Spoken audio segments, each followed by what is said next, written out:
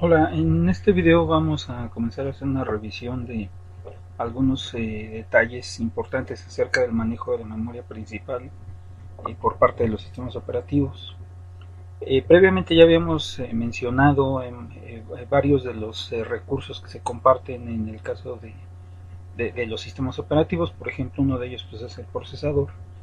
Sí, y por ahí se platicó acerca de la forma en la cual se comparte este recurso, por ejemplo, para el caso de los procesos o para el caso de los hilos, entre otras cosas.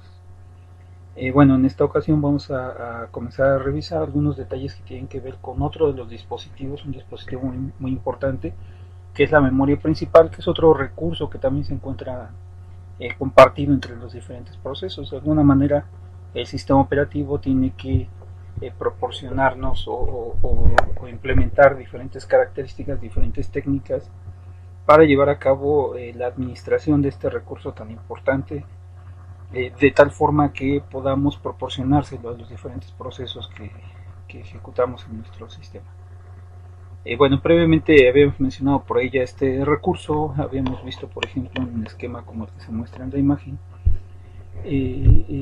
La memoria podemos nosotros considerarla como una secuencia, como un arreglo de bytes, un arreglo de localidades en las cuales podemos almacenar información, podemos almacenar, por ejemplo, el código que queremos ejecutar o, por ejemplo, datos. Sí, y bueno, habíamos visto por ahí previamente cuando revisamos por ahí, por ejemplo, el ciclo fetch, la manera en la cual se lleva a cabo la ejecución de instrucciones en un sistema operativo.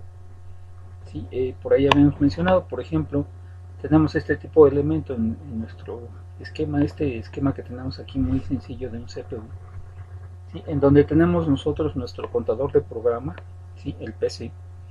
¿Sí? Este PC lo que hace es indicarnos cuál es, o indicarle al procesador cuál es la dirección en donde se encuentra la siguiente instrucción que se tiene que ejecutar.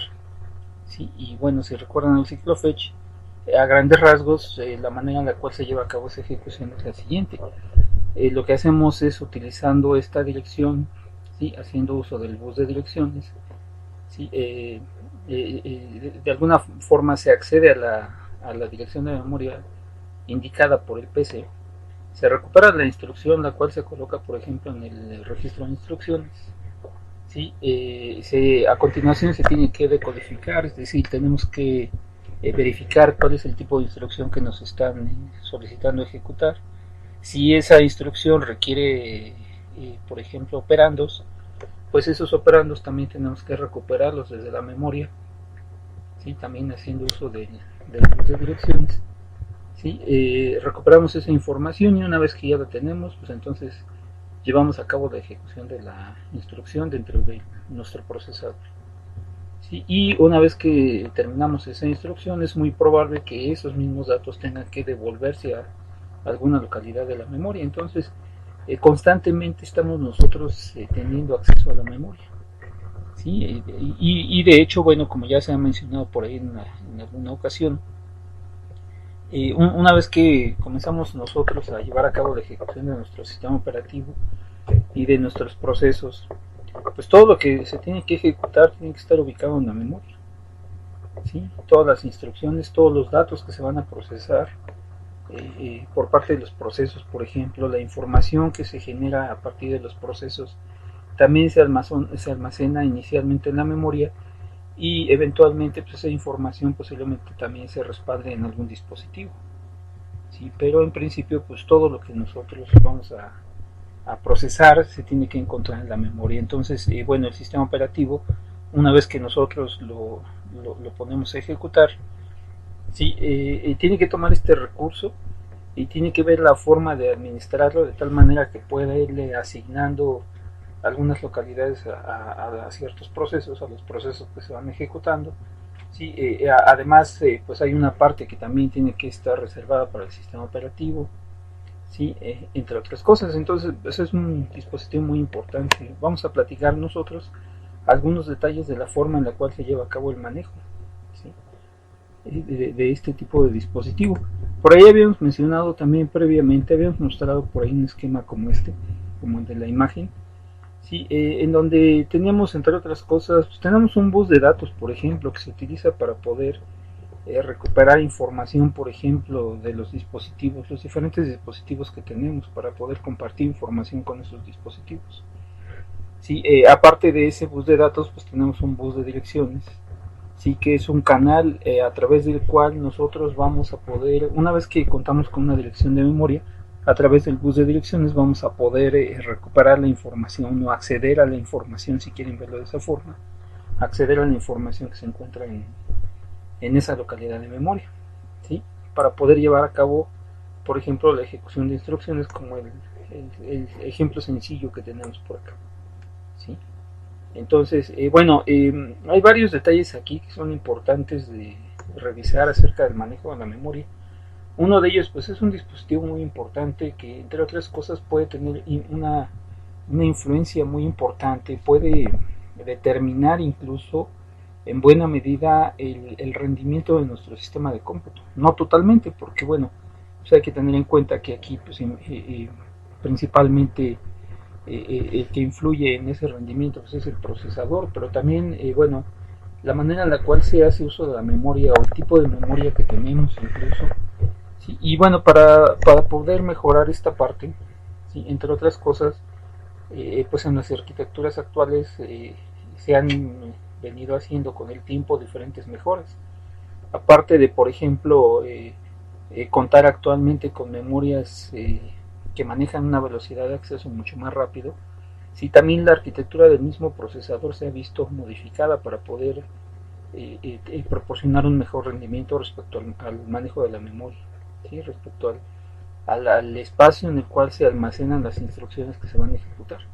Por ejemplo, una de esas mejoras pues, es la inclusión de este tipo de elemento conocido como caché, que no es otra cosa más que una memoria de acceso muy rápido, ¿sí? Una memoria que además se encuentra muy cercana al procesador. Actualmente estas memorias caché están construidas incluso dentro de los procesadores, de tal forma que la velocidad de acceso sea muy rápida comparado incluso con el manejo de la memoria principal, que sería este dispositivo que tenemos por aquí. Entonces, entre otras cosas, pues es una de las mejoras que se han venido haciendo a las arquitecturas, precisamente para poder resolver o para poder mejorar el rendimiento de los sistemas operativos. Tengan en cuenta ustedes que cuando nosotros ejecutamos un proceso, ese proceso pues requiere la ejecución de una cierta secuencia de instrucciones, ¿sí? Y aquí es importante tener en cuenta la velocidad a la cual el procesador puede recuperar esas instrucciones de la memoria, ¿sí? Recuperar los operandos, por ejemplo, que requieren esas instrucciones. Después se lleva a cabo la ejecución y si como resultado de esto hay algún dato que se tenga que devolver a alguna localidad de memoria, pues entonces la velocidad de acceso para poder recuperar la instrucción, para poder recuperar los operandos, por ejemplo, estos, y después para poder recuperar, para poder almacenar el resultado de la operación, ¿sí? Esa velocidad es muy importante, ¿no? También tengan en cuenta que el mismo sistema operativo puede requerir accesos a memoria muy frecuentemente. Por ejemplo, pues el simple hecho de llevar a cabo, por ejemplo, un cambio de contexto implica localizar en la memoria, por ejemplo, la cola de procesos, localizar el PCB o el bloque de control de proceso del proceso actual para poder llevar a cabo el cambio de contexto, tomar la información de los elementos del procesador que hay que respaldar cuando se lleva a cabo el cambio de contexto, ¿sí? Y después de la misma memoria pues recuperar la información del nuevo proceso, colocar su contexto en el procesador para poder reanudar la ejecución de los procesos. Entonces, todos esos tiempos que nosotros vamos a utilizar o todos esos tiempos que podemos medir en los accesos a la memoria, ¿sí? Son vitales para poder obtener un buen rendimiento en la ejecución de nuestro sistema operativo. ¿Sí? Recuerden que aquí lo que nosotros requerimos es una combinación de características del sistema operativo, por ejemplo, para la forma en la cual se llevan a cabo el manejo de procesos, por ejemplo, para la sincronización, para poder evitar, por ejemplo, retardos o poder evitar inanición en los procesos, etcétera. ¿Sí? Y también una combinación de características de nuestra arquitectura. ¿Sí? Por ejemplo, pues garantizar que la velocidad de acceso a la memoria, ¿sí? Sea muy corta, ¿sí? Para poder reducir los tiempos de espera, ¿sí? Por ejemplo, para el procesador, ¿no? Entonces, bueno, son algunos de los detalles que hay que tener en cuenta. Y para eso, bueno, pues entre otras cosas se han hecho por ahí algunas modificaciones, aparte de tener memorias construidas con una tecnología que me permite una velocidad más alta cada vez.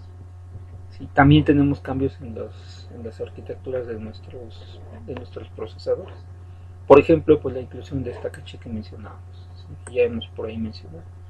Incluso, bueno, hay algunos otros que podemos mencionar que son un poco más avanzados. Por ejemplo, por ahí cuando platicamos acerca de algunos detalles acerca de los procesos, ¿sí? Y acerca de la sincronización, veíamos un esquema como este, en el cual podemos nosotros ver tres diferentes, bueno, el primero no se muestra, pero aquí podemos identificar nosotros tres niveles de caché. ¿Sí? El nivel 1 estaría conformado por el caché contenido dentro de cada uno de los núcleos, ¿sí? Es decir, un esquema como el que se muestra aquí, ¿sí? Una memoria caché interna dentro del CPU, en donde tenemos nosotros una conexión directa, ¿sí? Del procesador hacia el espacio de almacenamiento, el espacio de memoria, en donde se están almacenando las instrucciones que hay que ejecutar. ¿Sí? Aquí, bueno, nada más para recordar rápidamente el funcionamiento de la caché. Cuando nosotros contamos con una memoria caché, ¿sí? El procesador lo que hace, la manera en la cual aprovecha es la siguiente. Cada vez que yo ejecuto un proceso, ¿sí? Las instrucciones que forman ese proceso, ¿sí? Inicialmente son copiadas del espacio de la memoria principal hacia la caché, de tal forma que el procesador pueda acceder muy rápidamente a ellas. ¿Sí? Entonces, la manera en la cual se utiliza la caché es la siguiente. Cuando un procesador requiere una instrucción, ¿sí? Primero intenta localizar esa instrucción en la caché. Si esa instrucción no se encuentra en ese lugar, eso generalmente se le conoce como un fallo de memoria. ¿Sí? No implica que, no quiere decir, la palabra fallo no quiere decir que tenemos nosotros un desperfecto por aquí, que hubo un fallo físico en la caché, sino más bien simplemente quiere decir que la dirección que yo tengo no ha sido recuperada de la memoria para colocarla en la caché. Entonces, en este momento, respecto a la memoria caché, pues esa es una instrucción que no se encuentra actualmente en la caché. Cuando se produce un escenario como este, ¿sí? Cuando tenemos nosotros un fallo de ese tipo, ¿sí? El procesador tiene que detenerse, ¿sí? Localizar el espacio de memoria en donde se encuentra esa instrucción, recuperar la instrucción, colocarla en la caché, y una vez que ya se encuentra ahí, entonces ahora se comienza a procesar. ¿Sí? Entonces, aquí es importante tener en cuenta que cada vez que se produce una falla en el espacio de memoria, ¿sí? En la caché particularmente, pues el procesador tiene que hacer un alto, ¿sí? Tiene que detenerse momentáneamente. ¿Sí? Haciendo uso del bus de direcciones, se tiene que tratar de recuperar esa instrucción de la memoria principal, colocarla en la memoria caché, y entonces reiniciamos la ejecución de nuestro proceso. ¿Sí? Entonces, bueno, aquí entre otras cosas, pues es importante garantizar que los fallos de memoria, ¿sí? Que provocan una detención del procesamiento, ¿sí? Cada vez que el procesador no localiza una instrucción aquí, hay que recuperarla. Ese tiempo, pues el procesador se encuentra inactivo. ¿Sí? En ese caso, lo que hace el procesador es hacer un alto, ¿sí? Hacer una parada, ¿sí? Hasta que la instrucción se encuentre ahora sí en la caché. ¿Sí? La ventaja de utilizar esta caché es que cuando nosotros vamos ejecutando los procesos, si ejecutamos por ejemplo un mismo proceso durante un periodo de tiempo grande, ¿sí? Lo que estamos haciendo es ir poblando esta caché con las instrucciones de ese proceso.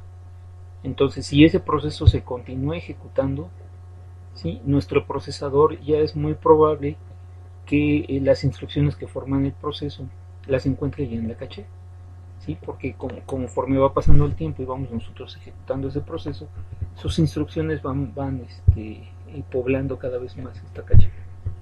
Entonces, y bueno, dado que este es un dispositivo de acceso mucho más rápido que el acceso a la memoria principal, el hecho de que las instrucciones de un proceso, si al menos la mayoría de esas instrucciones se encuentren aquí y eso me genere menos fallos de memoria, eso implica menos paradas del procesador, ¿sí? Y eso pues finalmente se traduce en un mejor rendimiento, ¿sí? Dado que tenemos el procesador ocupado un porcentaje de tiempo mayor, ¿sí? Entonces, bueno, a grandes rasgos pues es el funcionamiento de la caché, ya lo habíamos mencionado por ahí. Y regresando a este esquema, entonces en los procesadores, por ejemplo, en los cuales se implementa o se hace uso de la característica conocida como NUMA, que ya habíamos mencionado por ahí previamente, podemos identificar nosotros aquí incluso hasta tres niveles de memoria caché. ¿Sí? O el primer nivel sería la caché que se encuentra alojada dentro de cada uno de nuestros núcleos, dentro de cada uno de los cores, que en este caso no se muestra aquí, ¿sí? Esa correspondería al primer nivel de caché. Lo que va a hacer el procesador es, en un esquema como este, es cuando requiera ejecutar una instrucción, pues lo primero que hace es buscar esa instrucción en la caché de primer nivel, es decir, la caché interna. Si no se encuentra, entonces ya por ahí habíamos mencionado que puede haber un segundo nivel de caché, ¿sí? Que es compartido por los procesadores que forman parte del mismo dominio, ¿sí? Por ejemplo, en este caso, en este dominio tenemos una segunda memoria caché que va a ser compartida entre estos dos procesadores, ¿sí? Eso pues, tiene ciertas ventajas. Entre otras cosas, pues incrementa el espacio de caché que tenemos en cada uno de los núcleos. Se incrementa utilizando la memoria caché de segundo nivel. ¿Sí? Además, otra de las ventajas es que pues nos permite, como cada uno de los núcleos tiene acceso de por sí al caché de nivel 2, nos permite tener un acceso muy rápido a las instrucciones también de los procesos que se están ejecutando en los otros núcleos que forman parte del mismo dominio, ¿sí? Y aparte de esa caché de segundo nivel, podemos tener nosotros dentro del mismo procesador, ¿sí? Cuando tenemos un procesador en el cual tenemos un conjunto de núcleos y cada uno de ellos está ordenado en forma de dominios, ¿sí? Incluso puede haber un tercer nivel de caché, ¿sí? Que es compartido entre los diferentes dominios, ¿sí? Esta sería una caché que es compartida por todos los núcleos que forman mi procesador, ¿sí? Entonces el funcionamiento de esto es cuando uno de los núcleos requiere una instrucción, pues lo primero que hace es buscar, ¿sí? En primera instancia en su caché de nivel 1, ¿sí? Es decir, la caché interna. Si se produce un fallo de memoria en ese lugar, ¿sí? Es decir, la instrucción que busco no se encuentra en esta caché de nivel 1, entonces lo que hacemos es tratar de localizar esa instrucción en la caché de nivel 2, ¿sí? Porque es muy probable que alguno de los núcleos que forman parte del dominio, de los otros núcleos del dominio, haya ejecutado un proceso que requiere esa instrucción y de alguna forma la coloco aquí. Entonces, pues esas instrucciones, cualquiera de los núcleos puede tener acceso a ellas. Si se produce un fallo de memoria aquí, pues entonces lo que hacemos es buscar en la memoria de nivel 3, en la caché de nivel 3, ¿sí? Aparte de estas, pues tenemos nosotros de manera independiente a las memorias caché, tenemos la memoria principal, que sería un dispositivo que se encuentra por aquí afuera, ¿sí? Entonces tenemos la memoria principal y podemos tener en algunos casos, en algunos procesadores, incluso hasta tres niveles de caché, ¿sí? Y bueno, pues todo esto, estas memorias cachés, pues se crean con el objetivo de mejorar el rendimiento de, nuestro, de nuestros procesadores, ¿sí? Entonces, bueno, eso respecto al rendimiento de nuestra de nuestra computadora. Ahora hay algunos otros detalles importantes que es necesario revisar acerca de la memoria. Otra de ellas pues tiene que ver con la asignación, la forma en la cual se lleva a cabo la asignación de memoria principal a los procesos. ¿Sí?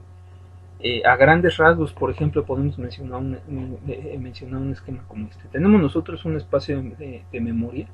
¿Sí? Esto de aquí sería nuestra memoria principal. ¿Sí? Y en la memoria principal lo que vamos a hacer es ir, bueno, primero vamos a reservar un espacio para la ejecución de nuestro sistema operativo. ¿Sí? Un espacio de solo lectura, en donde tenemos nosotros ubicado el sistema operativo. ¿Sí?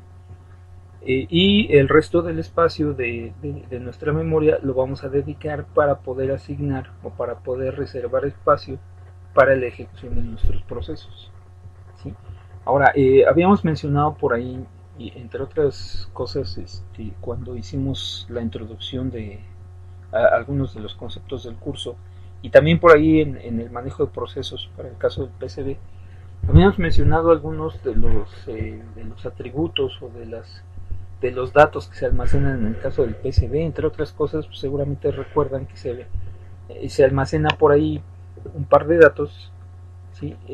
Uno de ellos se conoce como la dirección base del proceso, ¿sí? O la base de la memoria, ¿sí? Y la otra se conoce como el límite. ¿Sí? Bueno, esos datos funcionan de la siguiente manera.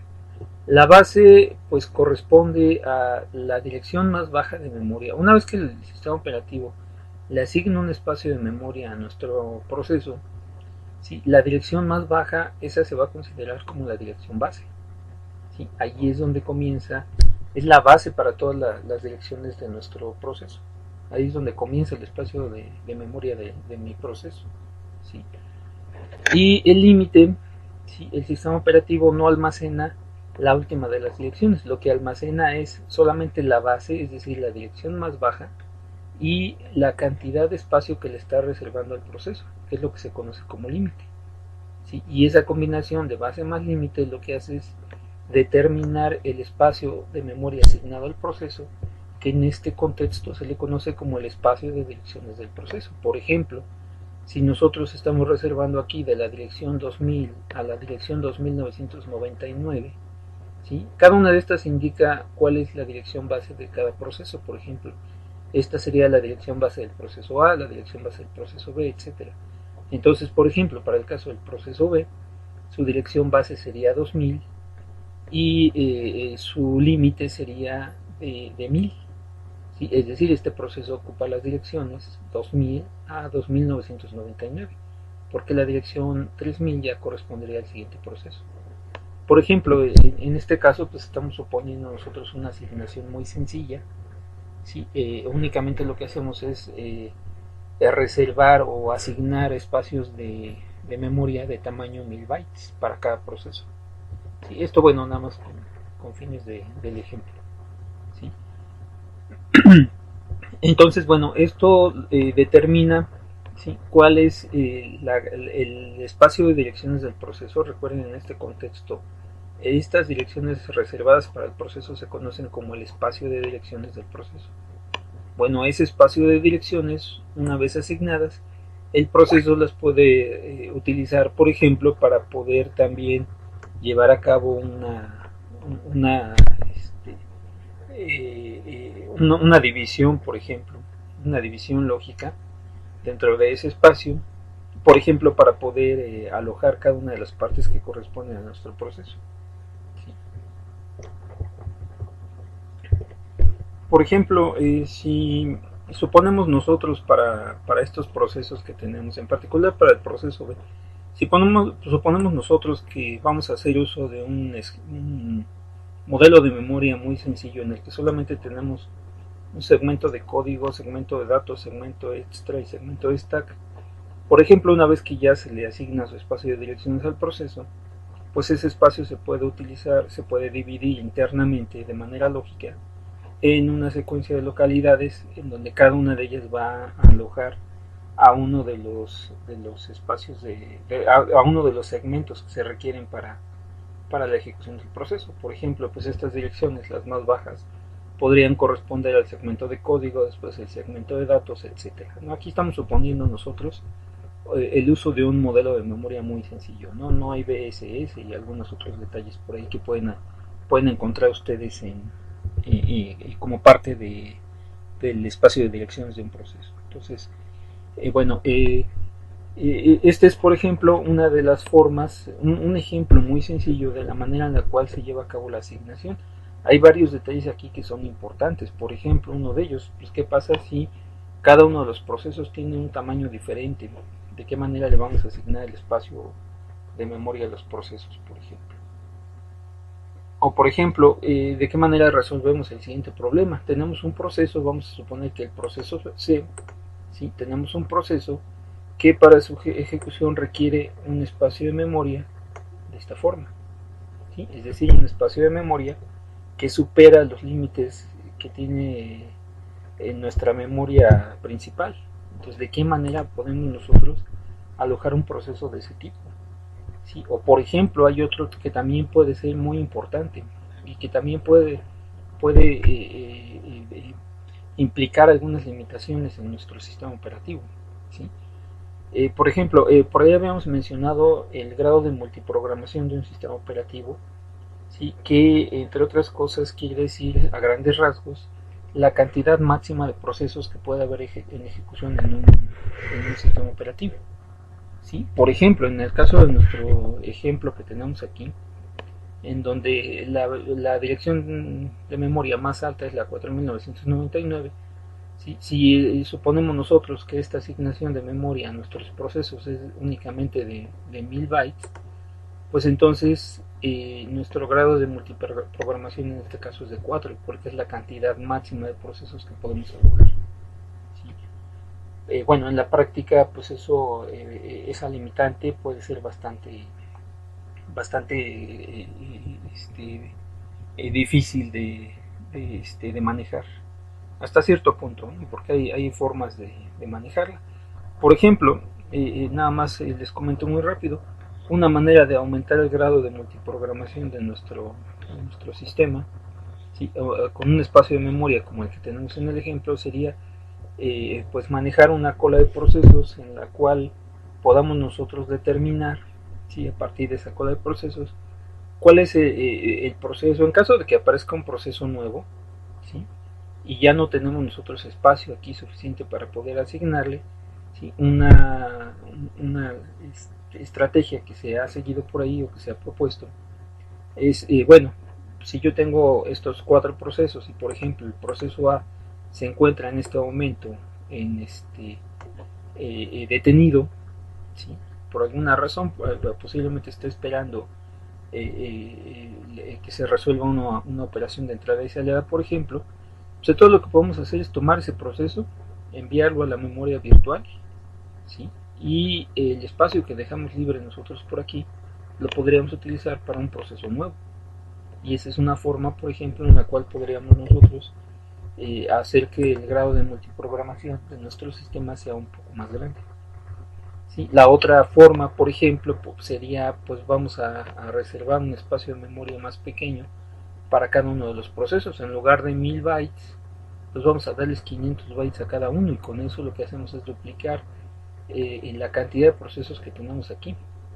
Y de qué manera, si para ejecutar un proceso requerimos 1000 bytes y yo hago una asignación aquí de 500 bytes a cada proceso, pues entonces ahora de qué forma puedo yo alojar toda la información que requiero, ¿sí? Código y datos que requiero para la ejecución de mi proceso, ¿sí? Bueno, pues hay algunas estrategias que se pueden seguir. Por ejemplo, inicialmente de este espacio de memoria que requiere mi proceso, ¿sí? Para iniciar la ejecución de mi proceso, en realidad yo solamente requiero esto, ¿sí? Inicialmente, ¿sí? Posiblemente requiera también el espacio de memoria asignado al segmento de datos. Entonces, inicialmente puede ser que sea suficiente con cargar el segmento de código y el segmento de datos, ¿sí? Y conforme el programa lo requiera, pues entonces vemos la manera de alojar en la memoria el segmento extra y el segmento de stack, ¿sí? Y de esa manera, por ejemplo, podríamos nosotros alojar en esta parte una serie de procesos, o una lista de procesos mayor, ¿sí? Hay varios, a cambio de eso, pues hay varios detalles que tenemos que resolver. Por ejemplo, si yo asigno este espacio de memoria, si para mi proceso inicialmente, y en ese espacio coloco yo el segmento de código y el segmento de datos, ¿sí? En el momento que yo requiera, por ejemplo, el segmento extra o el segmento de stack, no tengo ninguna garantía de que las direcciones contiguas, ¿sí?, que ocupaba originalmente el proceso con este tamaño, estén disponibles para poder colocar el segmento de stack y el segmento extra. Entonces es muy probable que estos dos segmentos queden en un espacio de memoria separado respecto a estos dos que cargamos primero. Entonces tendríamos que ver la forma de poder resolver ese tipo de problemas. ¿Sí? Entonces, bueno, y regresando a esta parte, entonces, por ejemplo, una de las formas en las cuales se lleva a cabo la asignación de la memoria, pues es esta que comentamos aquí, ¿no? A cada uno de los procesos se le asigna un espacio y en el PCB llevamos un registro tanto de la dirección base como del límite de memoria que tenemos asignado para cada proceso. ¿Sí? Entonces, eso, bueno, pues como un primer acercamiento. ¿Sí? Ahora, cuando nosotros llevamos a cabo ese tipo de asignaciones, ¿sí? Por ejemplo, en este caso, al proceso B le asignamos esta dirección inicialmente y le asignamos un límite. ¿Por qué es importante almacenar estos datos? Bueno, el límite pues es importante para poder verificar que cuando un proceso está intentando acceder a su espacio de memoria, pues no trate de tener acceso a un espacio o a una localidad de memoria que está fuera de su espacio de direcciones. ¿Sí? Y la dirección base es importante almacenarla porque no podemos nosotros garantizar que cada vez que ejecutamos un programa, ese programa siempre va a estar ubicado en la misma dirección base. ¿Sí? Por ejemplo, posiblemente la próxima vez que ejecutemos este proceso, en lugar de estar ubicado ahí, esté ubicado en esta posición, por ejemplo. Entonces, bueno, pues eso es algo que no podemos nosotros garantizar en general en la ejecución de los procesos, y por esa razón es importante almacenar tanto la base como el límite. Ahora, cuando nosotros hacemos eso, ¿sí?, hay aquí un detalle que es importante tener en cuenta. Si vamos a suponer que tenemos nosotros el siguiente ejemplo, vamos a considerar un caso en el cual tenemos nosotros un código, esta función muy sencilla que lo único que hace es calcular el cuadrado de la variable que recibe como argumento y devolver ese valor, ¿sí?, como resultado de la ejecución de nuestro programa. ¿Sí? Entonces, suponiendo otra vez que estamos trabajando con el mismo proceso B que mencionábamos hace un momento, con este mismo proceso B, ¿sí?, hay que tener en cuenta algo importante. Cuando yo construyo este programa, ¿sí?, esta aplicación de antemano, este programa, no puede hacer suposiciones acerca de la posición de memoria donde van a estar ubicados sus datos durante la ejecución. ¿Sí? Cuando nosotros estamos utilizando un esquema como este, ¿sí?, eso no quiere decir que no haya forma de hacerlo. Cuando nosotros usamos un esquema como este en el cual el proceso B, por ejemplo, puede estar localizado en cualquier posición de memoria como base, ¿sí?, entonces el programa no puede hacer suposiciones acerca de las direcciones de memoria del programa mismo durante la ejecución. Bueno, para resolver esto, lo que hace nuestro programa, ¿sí?, y lo que hacemos nosotros al compilar el programa, ¿sí?, por ejemplo, una de las formas de hacerlo es, pues el programa lo construimos, ¿sí?, de tal forma que internamente nosotros vamos a suponer que el espacio de direcciones, ¿sí?, es un espacio que inicia en la dirección 0. ¿Sí? Es decir, por ejemplo, para el segmento de código, pues su primera dirección podría ser la 0, y la última dirección la 249. Si dividiéramos, por ejemplo, esto en un bloque de memoria, ¿sí?, en bloques de memoria exactamente del mismo tamaño, ¿sí?, cada uno de ellos entonces ocuparía 250 bytes, ¿sí?, y el segmento de código ocuparía los bytes desde el 0 al 249, ¿sí?, lo mismo los demás. Entonces, pues nuestro programa, por ejemplo, lo podemos construir suponiendo que el espacio de direcciones que tenemos aquí inicia en la posición 0. ¿sí? Entonces, por ejemplo, si esta variable x estuviera ubicada en el segmento de datos, vamos a suponer que su espacio de memoria se encuentra aquí, ¿sí? Y está ubicado en la posición 270. Si por ejemplo, vamos a suponer eso, ¿no? Nuestra variable x está localizada en la posición 270 de la memoria que corresponde al segmento de datos, ¿sí? Ahí es donde está ubicada nuestra variable, ¿sí? Bueno, eso dentro del espacio de direcciones del proceso B, que es el proceso que estamos nosotros revisando como ejemplo, ¿sí? Este tipo de dirección se conoce como una dirección lógica, ¿sí? Es una dirección lógica, ¿sí? Que hace referencia, ¿sí? al espacio de direcciones interno del proceso, como si el proceso estuviera localizado a partir de la posición 0 de la memoria, ¿sí? Ahora, cuando yo llevo a cabo una operación como esta, por ejemplo, ¿sí? El sistema operativo de alguna forma tiene que localizar durante la ejecución del programa, tiene que localizar la dirección en la cual se encuentra realmente este dato dentro de la memoria, ¿sí? Y la manera de hacerlo sería la siguiente. Si yo supongo que en el espacio de direcciones lógicas, es decir, el espacio interno del proceso, esa variable está ubicada en la posición 270 de la memoria, entonces en un esquema como este, a ese valor o a esa dirección de mi variable dentro del segmento de datos, ¿sí? Yo lo que tendría que hacer es sumarle la base, ¿sí? Para poder localizar la memoria o la dirección real de la variable, ¿sí? Dentro de la memoria. Entonces, para eso lo que hacemos nosotros es, para poder llevar a cabo una operación como esta y localizar la variable, ¿sí? Lo que hacemos nosotros es considerar la dirección interna, ¿sí?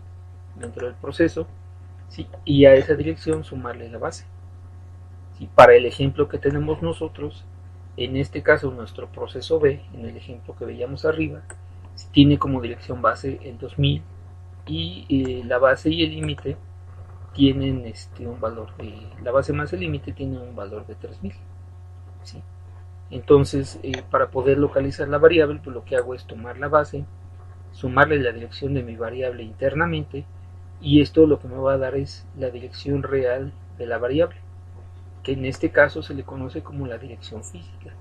Bueno, a esta operación en la cual nosotros tomamos una dirección interna de un proceso, ¿sí? Y tratamos de localizar su dirección física, se le conoce como traducción de direcciones, ¿sí? Entonces, en la traducción de direcciones lo que hacemos es consideramos nosotros cualquier dirección de memoria dentro del proceso, y lo que vamos a hacer es, una vez que el programa está en ejecución, pues es tomar en cuenta la posición en la cual el sistema operativo ubicó el proceso, ¿sí? Y de esa manera vamos a poder obtener la dirección física, ¿sí? Entonces, para la ejecución de cualquier proceso, siempre vamos a tener nosotros dos espacios de direcciones. Uno que es el espacio de direcciones lógicas, ¿sí? Que se maneja de esta manera. Lo manejamos como si el proceso estuviera localizado en la posición 0 de la memoria, ¿sí? Todo este espacio de direcciones se conoce como las direcciones lógicas, ¿sí?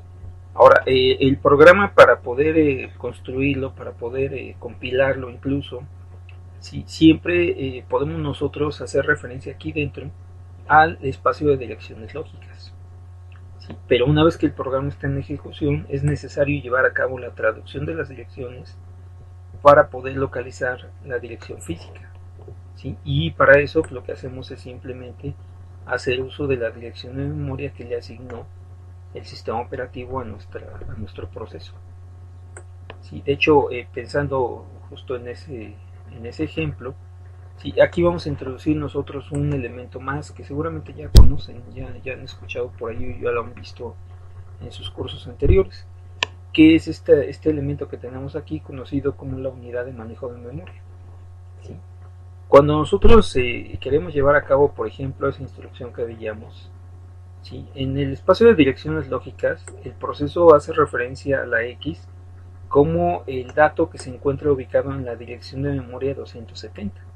Si yo aquí estoy representando de esta manera las direcciones de memoria, esto quiere decir, en este ejemplo, la dirección de memoria o el dato ubicado en la dirección de memoria 270.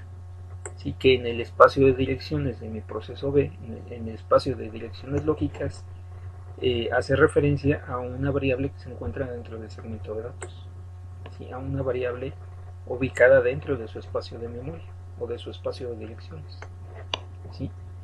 Eso, bueno, pues hace referencia a una ubicación lógica dentro del programa o dentro del espacio de memoria del programa, ¿sí? Para poder encontrar la dirección física, pues es necesario llevar a cabo la traducción, y precisamente este componente que tenemos aquí, su trabajo es precisamente llevar a cabo esa traducción de direcciones, entre otras cosas. Entonces, cuando el procesador se encuentra con una dirección de memoria, por ejemplo, la dirección de memoria 229, ¿sí? Para poder obtener la información que el proceso me solicita ubicada en esa dirección, pues el procesador lo que hace es comunicar esta dirección a la unidad de manejo de memoria. La unidad de manejo de memoria lleva a cabo la operación de traducción de dirección, ¿sí? Para obtener la dirección física, y una vez que se obtiene la dirección física, entonces ahora sí ya estamos en posibilidad de localizar la variable en la memoria real, ¿sí? Obtener su dato para poder procesarlo, ¿sí? Entonces, bueno, ahí tenemos nosotros un componente más que es importante tener en cuenta, la unidad de manejo de memoria, ¿sí? Entonces, bueno, entonces aquí es importante tener en cuenta esto, ¿sí? Para la ejecución de un proceso siempre hay dos espacios de direcciones que se manejan, ¿sí? El espacio de direcciones internas o espacio de direcciones lógicas, ¿sí? Las direcciones internas al espacio de memoria ocupado por el proceso, ¿sí? Y el espacio de direcciones físicas que corresponden a la posición real en la cual está ubicado en este momento en nuestro proceso, ¿sí? Entonces, y bueno, aquí hay otro detalle también importante acerca de esto que estamos mencionando, ¿sí? La unidad de manejo de memoria, ¿sí? Debe encargarse de básicamente dos operaciones, ¿sí? O de llevar a cabo dos funciones, que son sus funciones principales. Una de ellas es, pues cuando yo le doy una dirección lógica, ¿sí? Tiene que llevar a cabo la traducción de esa dirección para obtener el dato en la dirección física, para poder ubicar la dirección física que corresponde a esa dirección lógica, ¿sí? Y para eso lo que hace es llevar a cabo algo como lo siguiente: yo le proporciono una dirección una dirección lógica aquí, ¿sí? En esta parte yo le proporcionaría una dirección lógica, ¿sí? Y la unidad de manejo de memoria lo que tiene que hacer es primero verificar si esa dirección lógica, ¿sí? Está por encima de la base, ¿sí? Localizada dentro de mi procesador, ¿sí? Bueno, dentro de mi memoria, perdón, el espacio de memoria asignado al proceso. Entonces, aquí tenemos que llevar a cabo dos verificaciones. Una de ellas, está por encima de la base. Y por ejemplo, si mi proceso tiene asignado el bloque de memoria de la dirección 2000 a la 5000, ¿sí? La dirección que me está solicitando el proceso es mayor o igual a 2000, ¿sí? Si no es mayor o igual a 2000, entonces es muy probable que el proceso esté tratando de ingresar a una dirección más baja, ¿sí? Que es una dirección que no le corresponde, y eso pues representa una violación dentro del sistema operativo, ¿sí? Una violación de acceso a memoria, y eso pues genera un trap, ¿no? ¿Sí? En caso de que el proceso esté tratando de ingresar a una dirección por debajo del espacio asignado, ¿sí? Inmediatamente se produce un trap, y aquí el procesador y el sistema operativo pues tienen que llevar a cabo una acción respecto al proceso, ¿sí? En caso de que la dirección se encuentre por arriba de esta base, pues entonces a continuación tenemos que verificar que la dirección no sobrepase el espacio asignado. Entonces tomamos esa dirección y verificamos que esa dirección sea estrictamente menor que la base más el límite, ¿sí? En este caso, si esa dirección corresponde, por ejemplo, a la posición de memoria 5005, ¿sí? Pues entonces estamos otra vez cometiendo una violación de acceso a memoria. Eso va a generar nuevamente un trap y entonces el proceso pues es muy probable que ya no pueda continuar, ¿sí? Por ejemplo, en ese caso es muy común que los procesos se finalicen, ¿sí? Posiblemente se genere un dump o bueno, se tome alguna otra acción, pero en principio pues el proceso ya no podría continuar, ¿sí? Entonces pues, la traducción de las direcciones, sí, que es algo de lo que se ocupa nuestra unidad de manejo de memoria, se lleva a cabo, se resuelve siempre y cuando la dirección a la cual queremos nosotros acceder, ¿sí?, cumpla con estas condiciones, que se encuentre por arriba de la base, sea mayor o igual a la base y sea menor que la base más el límite, ¿sí? Eso me permite garantizar que un proceso no va a poder llevar a cabo algún acceso indebido a un espacio de memoria que no le corresponde, ¿sí? Entonces, y bueno, esta, como se trata de una operación muy importante, es una operación que me permite tanto resolver el manejo del espacio de direcciones lógico respecto al espacio de direcciones físicas, ¿sí? También la unidad de manejo de memoria me permite proporcionar protección a los procesos de tal forma que un proceso en principio no sea capaz de acceder a un espacio de memoria que no le corresponde, ¿sí? Entonces, bueno, en principio pues la unidad de manejo de memoria me proporciona esa protección, ¿sí? Bueno, aquí hay otro detalle aquí que es importante tener en cuenta respecto a lo que se está comentando, ¿sí?, que tiene que ver con la forma en la cual se hace el manejo de referencias a direcciones, ¿sí? Una de ellas es, por ejemplo, si revisamos nosotros este diagrama, que seguramente ya lo conocen ustedes, lo han visto por ahí en sus cursos anteriores. Si nosotros partimos de un código fuente, ¿sí?, una vez que un código que se compile, ¿sí?, una vez que compilamos el programa, obtenemos en principio un archivo objeto. Si ese archivo objeto a través del ligador, ¿sí?, a través del enlazador o ligador, ¿sí?, del linker, anexamos nosotros las bibliotecas correspondientes, por ejemplo, lo que vamos a obtener después de esta operación pues es el ejecutable, ¿sí? Una vez que tenemos el ejecutable, ¿sí?, en el momento que invocamos nosotros al cargador para poder colocar este ejecutable en memoria, ¿sí?, otro detalle importante o a lo mejor algún archivo adicional que puede requerirse para la ejecución, pues son las bibliotecas que se cargan dinámicamente o las bibliotecas que se anexan al programa o que se utilizan de forma dinámica, ¿sí? Entonces, bueno, considerando nosotros todo este proceso, sí, hay varios puntos en los cuales se puede determinar la forma en la cual se van a llevar a cabo el manejo de las direcciones. Sí, una de ellas, por ejemplo, durante el tiempo de compilación, podemos nosotros generar un ejecutable o un objeto que finalmente se va a convertir en ejecutable.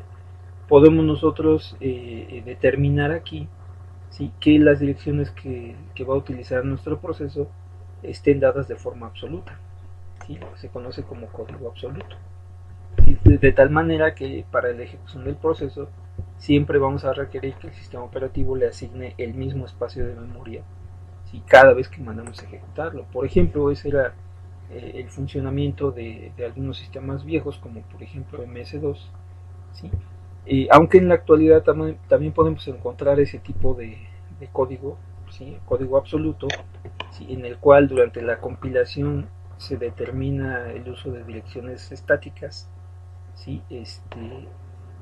También podemos encontrar ese tipo de códigos para la ejecución en sistemas operativos o en aplicaciones, por ejemplo, en dispositivos embebidos en dispositivos, por ejemplo, ¿sí? Por ejemplo, en algunos casos en sistemas operativos de tiempo real, por ejemplo, aplicaciones de tiempo real, ¿sí?, se puede llegar a generar este tipo de códigos, ¿sí? En un sistema de propósito general es más común generar nosotros ejecutables, ¿sí?, es decir, invocar un ligador, ¿sí?, anexar las bibliotecas requeridas, ¿sí?, para poder generar el ejecutable.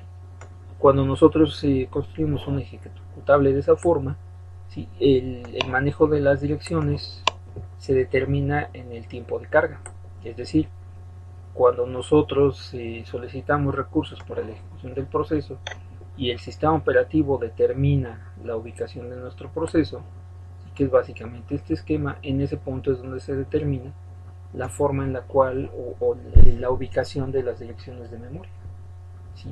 Basándose en el esquema que mencionábamos por aquí, ¿sí? Donde teníamos nosotros la base y un límite, ¿sí? Entonces, en ese caso, en tiempo de carga, es decir, cuando el proceso se coloca en la memoria, es cuando se determina, ¿sí? La ubicación de cada uno de los bytes que corresponden a nuestro proceso, ¿sí? Bueno, en este caso, por ejemplo, ¿sí? Cuando nosotros lo manejamos de esta forma, lo que estamos nosotros construyendo aquí es un tipo de código conocido como código reubicable. ¿Sí? Se le conoce como código reubicable porque no está dado o no está construido en términos de direcciones fijas, no está construido como un código absoluto, ¿sí? Y por parte del sistema operativo puede ser ubicado en cualquier posición de la memoria, ¿sí? Y las direcciones se resuelven con base en estos datos que mencionamos. Entonces ese tipo de códigos se conocen como códigos reubicables, ¿sí?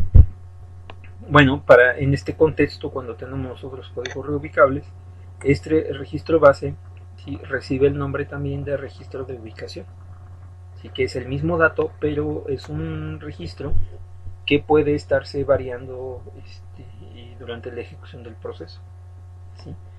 Y bueno, cuando nosotros tenemos aquí, que sería un caso parecido, las direcciones de memoria, la ubicación de cada una de las partes de nuestro proceso, también puede determinarse durante el tiempo de ejecución. Por ejemplo, para el caso de las bibliotecas que son ligadas dinámicamente, ¿sí? Por ejemplo, un caso en el cual se puede manejar esto es cuando hacemos uso de bibliotecas dinámicas, ¿sí? Y esas bibliotecas, por ejemplo, se cargan en la memoria o se enlazan con el proceso únicamente cuando son invocadas por parte del programa, ¿sí?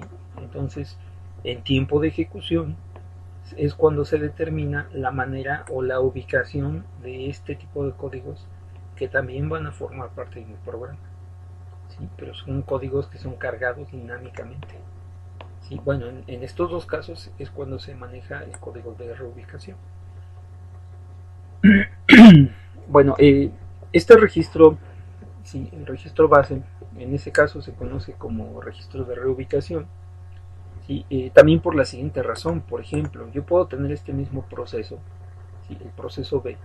Vamos a suponer que estamos haciendo uso de memoria virtual, ¿sí? Para aumentar, por ejemplo, el grado de multiprogramación de mi sistema operativo, para darle aquí cabida a una cantidad de procesos más grande, ¿sí? Y en algún punto determino yo, por ejemplo, ¿sí? Si mi proceso en este momento se acaba de mover se acaba de colocar en un estado de espera, ¿sí? Posiblemente a la espera de un dispositivo, ¿sí? Yo puedo mover este proceso a la memoria virtual, ¿sí? Y darle cabida aquí a un proceso nuevo, ¿sí? Una vez que hago yo eso, ¿sí? El proceso se coloca en la memoria virtual, ¿sí? Y en el momento que el sistema operativo necesita recuperar ese proceso para devolverlo a la memoria principal, ¿sí? Por aquí vamos a suponer que tuvimos que colocar un proceso nuevo, ¿sí? Por ejemplo, en esta posición tuvimos que ubicar un proceso X, por ejemplo, ¿sí? Aquí ubicamos un proceso X y en este momento el proceso B acaba de darse cuenta de que ya resolvió sus operaciones de entrada y salida, por ejemplo, o ya se liberó el recurso que estaba esperando, por el cual quedó en el estado de espera, y ahora necesitamos devolver ese proceso a la memoria. Bueno, una vez que hacemos una operación de este tipo, no hay garantía de que el proceso pueda regresar a la misma ubicación. Entonces, por ejemplo, en este caso, pues el proceso vamos a tener que ubicarlo posiblemente en este lugar, ¿sí? Cuando hacemos eso, si se fijan ustedes, esta base y este límite, ¿sí? Bueno, el límite sigue siendo el mismo porque su espacio de memoria va a seguir teniendo el mismo tamaño, no se modifica, pero la base ya no tiene sentido en este caso, ¿no? De hecho, esa base tendríamos nosotros que actualizarla de tal manera que ahora haga referencia a la posición 4000, ¿sí? Entonces, por esta razón también a este registro se le conoce como registro de reubicación, ¿sí? Porque en estos casos, por ejemplo, me permite tomar un proceso, moverlo a la memoria virtual y regresarlo, ¿sí? Y para regresarlo, pues la única condición que tengo que cumplir aquí, en principio, pues es actualizar su registro base, ¿sí? O su registro de reubicación. Una vez que actualizo esto, como el programa internamente está construido con base en direcciones lógicas, ¿sí? Al actualizar esta base, todas esas direcciones siguen teniendo sentido dentro del nuevo espacio que le asignamos a nuestro programa, ¿sí? Entonces, bueno, es uno de los detalles también que hay que tener en cuenta, ¿no? ¿Sí? Entonces, bueno, esto respecto a la forma o el momento en el cual se decide la manera en la cual se van a manejar las direcciones. ¿Sí? Ahora, otro detalle importante pues, tiene que ver con la asignación misma de la memoria. ¿Sí? Hay varios detalles por aquí importantes, por ejemplo, lo de los registros de reubicación, el manejo de la MMU que nos permite llevar a cabo la traducción de las direcciones cuando tenemos un espacio de direcciones lógicas y un espacio de direcciones físicas. Respecto a la asignación de memoria, hay varias formas en las cuales se ha llevado a cabo esto, ¿sí? A lo largo de los años. Una de las formas más sencillas que podemos mencionar nosotros de asignación de memoria es el uso de particiones variables, ¿sí? Hace un momento mencionábamos, bueno, ¿qué pasa si yo tengo un conjunto de procesos con tamaños diferentes? ¿Cómo se hace la asignación de memoria para esos procesos en ese caso? ¿Sí?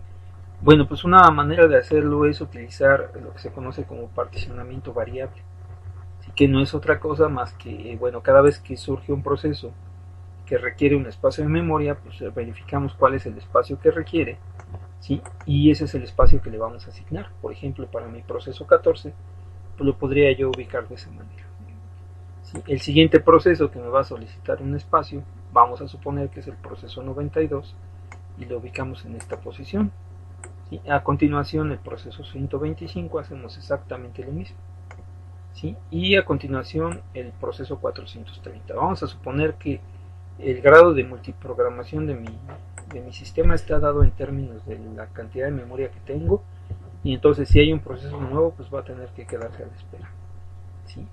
Ahora, una vez que hacemos esto, vamos a suponer que a continuación el primer proceso que finaliza es el proceso 92. Entonces este proceso ya terminó, ¿sí? A continuación, el siguiente proceso que solicita información es el proceso 720, ¿sí? Entonces vamos a tomar ese proceso y pues vamos a buscar un espacio de memoria. Vamos a suponer que este es el espacio que le asignamos, ¿sí? Una vez que hacemos eso, ¿sí? Continuamos con la ejecución de nuestros procesos, ¿sí? Y vamos a suponer que a continuación el siguiente proceso que termina es el proceso 14. Entonces este espacio de memoria lo liberamos para continuar con la ejecución de nuestros procesos. Bueno, ¿qué pasa si a continuación, ¿sí? Vamos a suponer que se construye, ¿sí? Un proceso nuevo de este tamaño, proceso 920 por ejemplo, ¿sí? Bueno, ese proceso 920, ¿sí? Si continuamos nosotros con esta estrategia que veníamos siguiendo de asignarle a cada proceso una serie de direcciones contiguas, ¿sí? Y además un espacio de memoria suficiente para alojar el proceso completo, pues entonces a partir de este punto ya tenemos un problema, ¿sí? Porque si nosotros tratamos de ubicar el proceso, pues ya no hay en realidad un espacio suficiente para poder colocarlo, ¿sí? Aquí no cabe el proceso y acá pues tampoco, ¿sí?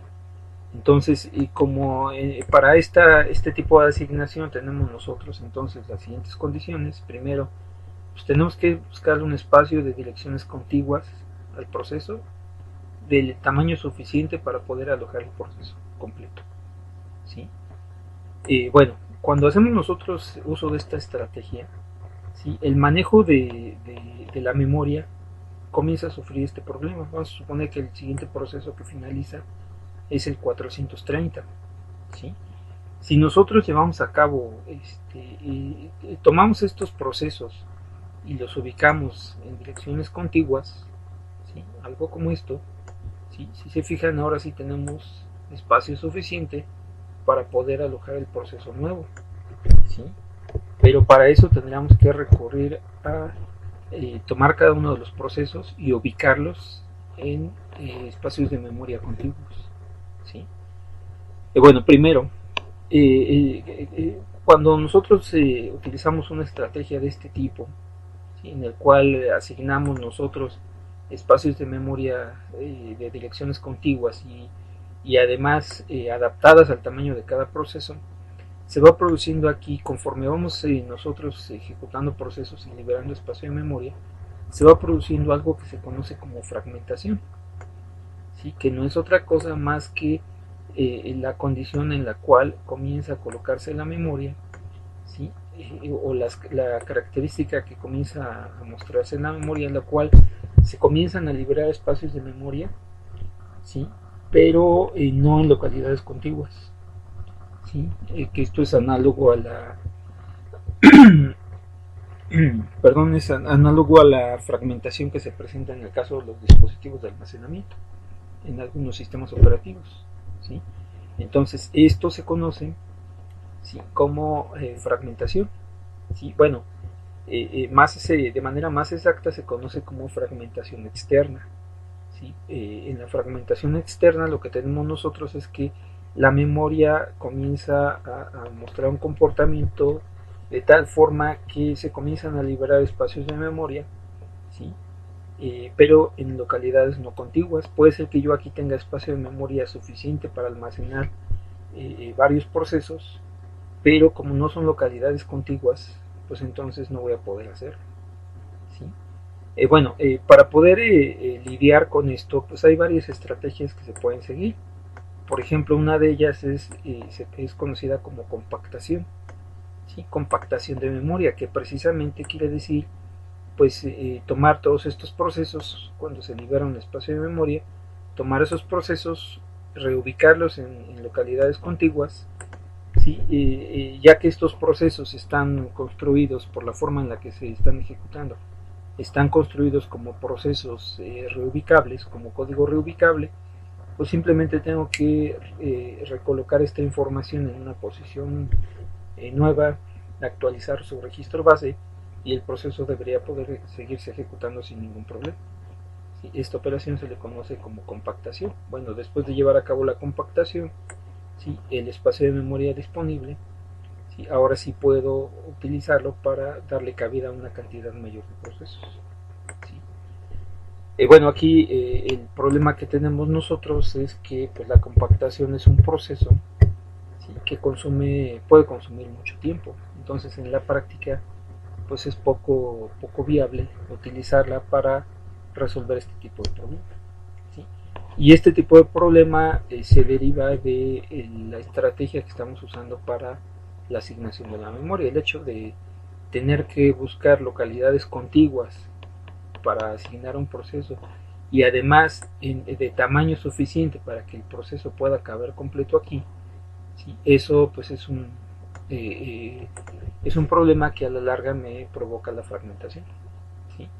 Además de que, entre otras cosas, pues también otro de los problemas que vamos a tener es que me limita respecto a la cantidad de memoria que le puedo yo asignar a un proceso, ¿sí? Por ejemplo, si en algún punto si fuera necesaria la ejecución de un proceso de este tamaño, pues siguiendo esta estrategia ni siquiera yo sería capaz de llevar a cabo la ejecución, porque no tengo espacio de memoria suficiente para poder alojarlo, ¿sí? Entonces, y bueno, para poder lidiar con este tipo de problemas hay algunas otras formas en las cuales se lleva a cabo la asignación de la memoria. Bueno, otro detalle importante respecto a esta forma de asignación que se puede llegar a utilizar aquí, cuando yo hago uso de este tipo de asignación en la cual tengo una partición variable y asigno espacios de memoria de localidades contiguas y además de tamaño suficiente para el proceso, ¿sí? Hay tres estrategias que se pueden seguir para llevar a cabo la asignación. Una de ellas se conoce como first fit, ¿sí? ¿Qué quiere decir? Bueno, pues asignar el primer bloque disponible en la memoria, el primer bloque que yo pueda localizar, que sea suficientemente grande para almacenar el proceso, ¿sí? Esa sería la estrategia first fit. Hay otra que se conoce como best fit, ¿sí? En la cual lo que tengo yo que hacer es buscar el espacio que mejor se adapta al tamaño del proceso. ¿Sí? Por ejemplo, si yo utilizara yo esa estrategia first fit y tuviera yo un proceso, el proceso 430, pues lo que tendría yo que hacer es el primer espacio de memoria, suponiendo que la búsqueda del espacio la hago en forma descendente, ¿sí? El primer espacio de memoria que yo encuentre, no importa cuál sea su tamaño, ahí es donde voy a colocar mi proceso, ¿sí? Si la estrategia que estoy utilizando es la de best fit, ¿sí? Pues entonces lo que tengo que hacer es buscar el espacio de memoria más pequeño suficientemente grande para alojar el proceso. Por ejemplo, en este caso trato de ubicarlo aquí, lo comparo contra la posibilidad de ubicarlo acá, ¿sí? Y en este caso me doy cuenta de que esta es una mejor opción porque el espacio de memoria que me va a sobrar, ¿sí? Es más pequeño, ¿sí? Pero bueno, para el caso de best fit lo que tengo que hacer es seguir localizando espacios de memoria y si encuentro uno que se adapte mejor, pues entonces ese es el espacio que voy a utilizar. Eso para la estrategia conocida como best fit, ¿sí? Y hay otra más que se conoce como worst fit, ¿sí? Que me indica que para asignar el espacio de memoria tengo que buscar el espacio más grande disponible, ¿sí? Para poder alojar el proceso, ¿sí? En este caso, pues tendría yo que verificar cuál es el espacio más grande con el que cuento, que sería este, y en ese espacio es donde tengo que darle cabida a mi nuevo proceso, ¿sí? Entonces son tres estrategias que se han seguido, cada una de ellas ha mostrado un comportamiento diferente. En general, la estrategia first fit y best fit, ¿sí? Estadísticamente ha demostrado ser siempre mejor que la worst fit, ¿sí? Tanto first fit como best fit, ¿sí? Estas dos, ¿sí? Después de llevar a cabo la ejecución de muchos procesos, generan una menor cantidad de fragmentación, ¿sí? A pesar de eso, cualquiera de estas tres estrategias, ¿sí? Uno de los problemas que tienen es que me siguen presentando fragmentación, siguen generando la fragmentación, ¿sí? Entonces, pero bueno, son algunas de las estrategias que se han venido usando a lo largo del tiempo, ¿sí? Actualmente hay algunas otras formas. Otra de las maneras de hacer esto es asignar, en lugar de asignar eh, direcciones de memoria contiguas, ¿sí? Y además del tamaño exacto para el proceso, ¿sí? Hay otras estrategias que se pueden seguir. Eso lo vamos a ver en la próxima entrega, donde vamos a comenzar a platicar algunos detalles acerca de el manejo de la paginación, el uso de paginación para el manejo de la memoria, ¿sí? Bueno, por lo pronto sería todo. Nos vemos en la próxima.